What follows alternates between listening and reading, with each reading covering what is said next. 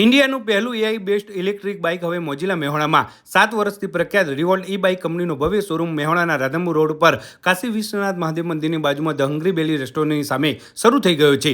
અહીં RV400 અને RV400 BRZ ઈ bike તમને 6 કલર વેરિયન્ટમાં મળી જશે. ફક્ત 13 પૈસા કિલોમીટર પડશે અને 140 કિમીની રેન્જની સાથે ફક્ત 4 કલાકમાં તો બેટરી ફૂલ ચાર્જ થઈ જશે.